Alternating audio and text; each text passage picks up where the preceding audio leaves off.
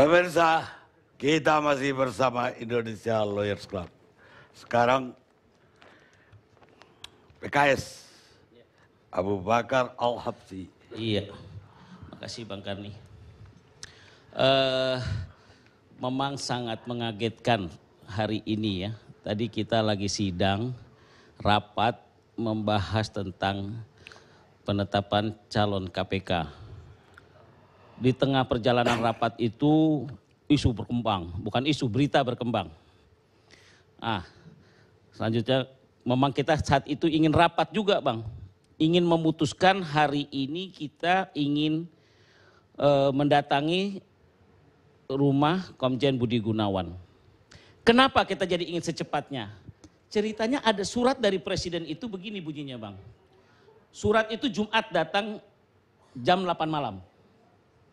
Di dalam surat itu berharap Presiden kepada Parlemen DPR untuk memberikan persetujuan tidak terlalu lama, gitu bahasanya. Dalam waktu tidak terlalu lama. Memahami surat itulah maka kita membuat akselerasi yang rencananya hari ini dan kita telah lakukan. Sudah kita lakukan untuk mendatangi Budi Gunawan pada sore tadi. Dan kita dialog cukup bersahaja dan saya lihat tidak juga terlalu tegang-tegang amat keluarga Budi Gunawan saat kita datangi. Dan dialog kita memang dialog sekitar kehidupan keluarga.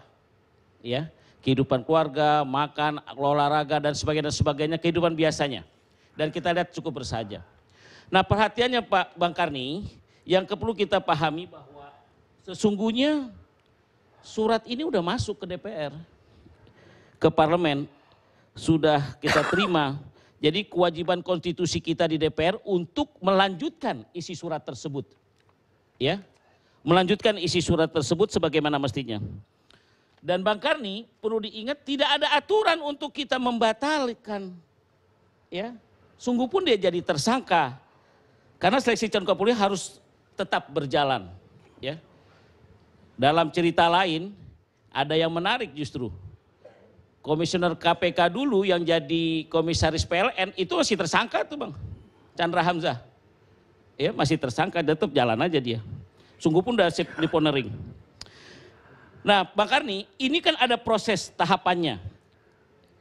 Tahapannya tadi seperti sore tadi kita kunjungan. Dan besok kita akan tetap fit and proper test. Penjelasan tentang rekening gendut dan sebagainya esok akan dikelirkan. Beliau akan jelaskan dan diterima atau ditolaknya oleh parlemen setelah fit and proper test. Itu saja. Kita akan jalani sebagai prosedurnya, ya. Sebagaimana prosesnya. Jadi menurut pasal undang-undang yang dibaca tadi oleh Bang Yos tadi 11 tapi ayat 3 itu menyatakan di undang-undang kepolisian DPR memiliki waktu 20 hari untuk menolak atau menerima calon yang diusulkan Presiden. Ya. Nah jadi tidak lantas langsung kita kembalikan surat Presiden itu ke Presiden. Kita jalani aja terus.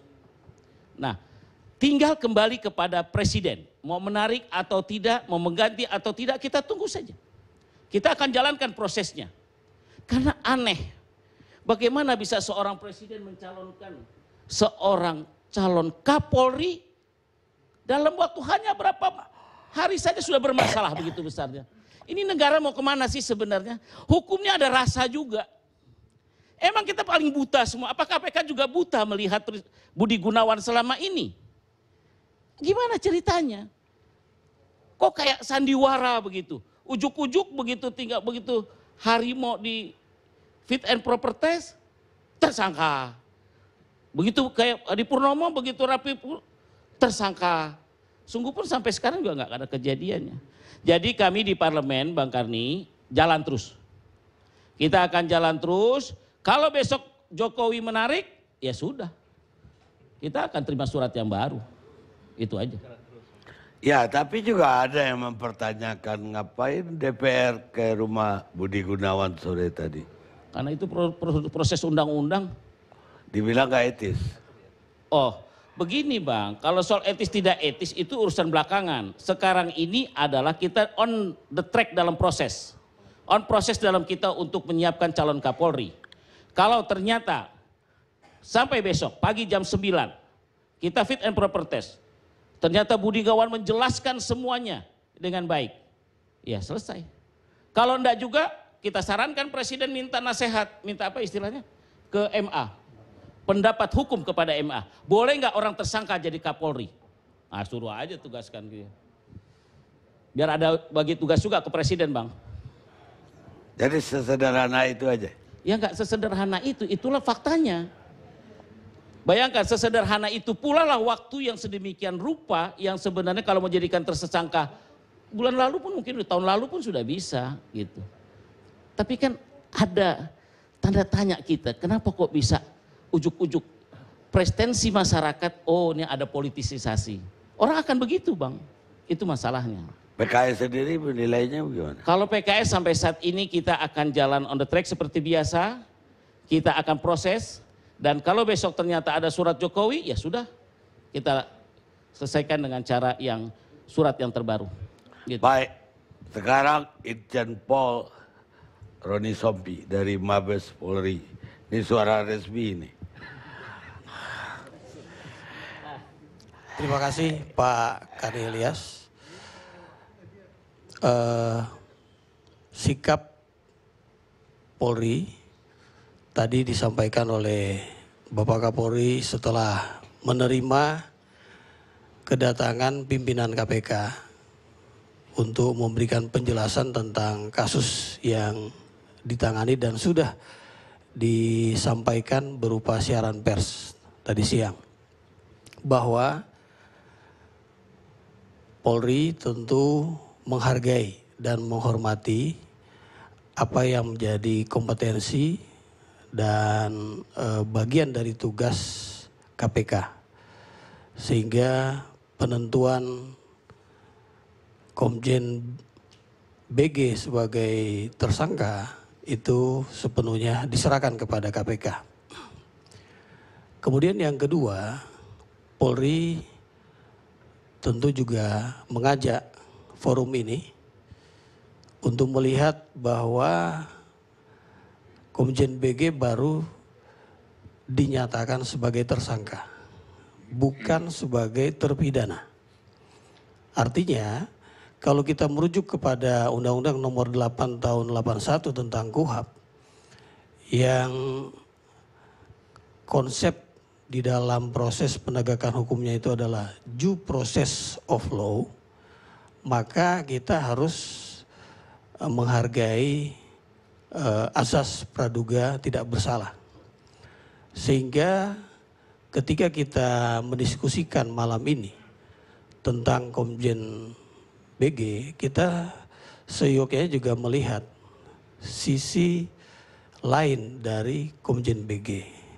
Ketika oleh Kompolnas itu menjadi bagian salah satu kandidat yang diusulkan oleh Kompolnas, dan Polri menghargai apa yang diusulkan oleh Kompolnas kepada Bapak Presiden. Karena seorang Pati Polri berpangkat Komisaris Jenderal itu sudah melalui tahapan penilaian track recordnya, dan saya kira masyarakat Indonesia bisa melihat track record itu. Mulai beliau berpangkat Letnan 2, pangkat lama itu, kalau sekarang Inspektur 2 polisi, sampai beliau masuk ke jenjang jenderal, mulai Brigadir Jenderal, tahapannya Inspektur Jenderal, dan ketika menetapkan untuk menjadi Komisaris Jenderal, itu kan semua melalui Bapak Presiden. Ada mekanisme yang harus dilalui seorang Pati Polri untuk berpangkat sampai bintang 3. Artinya kita harus juga melihat dari sisi lain yang harus kita juga hargai. Oleh karena itu Polri juga menyediakan bantuan hukum kepada Komjen BG karena hak beliau selaku anggota Polri yang harus diberikan bantuan hukum ketika akan menghadapi sebuah proses penyidikan ataupun gugatan di pengadilan perdata. Dari awal kita melihat bahwa Pak Karni juga menentukan topik ini setelah ada perubahan hari ini. Artinya ini kan agenda setting yang kemudian diputuskan untuk kita diskusikan. Nah, oleh karena itu saya mengajak forum ini untuk kita mendiskusikannya dari segi hukum. Dari segi hukum, karena apa yang disampaikan oleh KPK itu kan adalah putusan hukum. Mereka menyatakan seseorang sebagai tersangka. Tadi Pak Bambang menyatakan berdasarkan 2 alat bukti yang sah. Pasal pidananya jelas pasal gratifikasi. Artinya ada orang yang memberi gratifikasi. Sekarang 2 alat bukti yang sah itu dari mana diperoleh? Kalau memutuskan tersangka itu hanya penerima gratifikasi.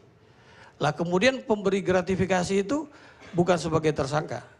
Nah ini keadilan hukumnya, karena penegakan hukum itu kan ada 3 tujuannya.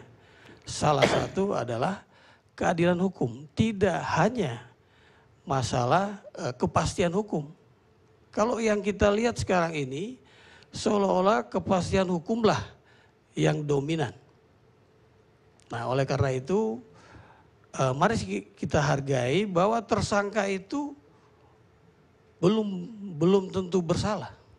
Belum tentu bersalah.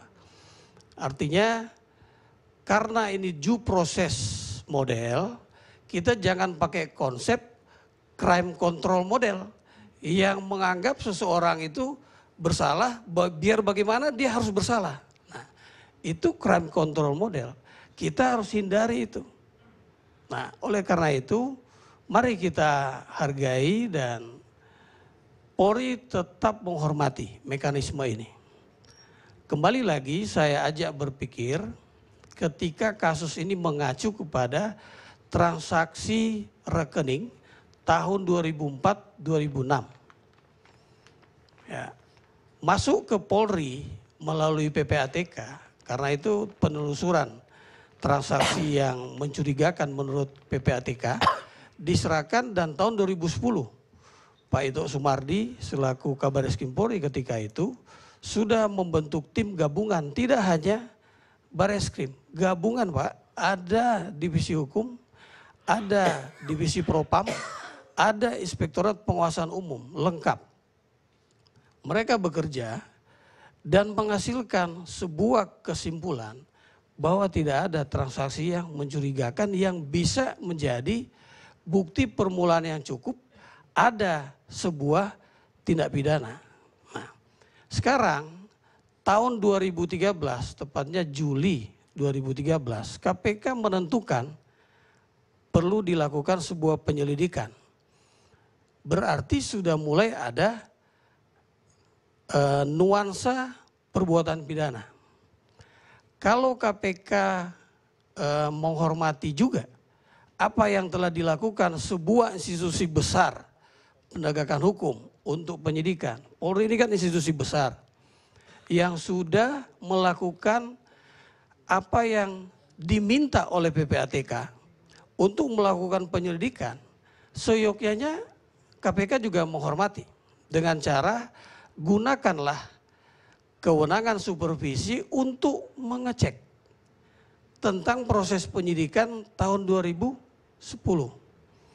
Sehingga tidak ujuk-ujuk muncul 2014, 2015 seperti ini.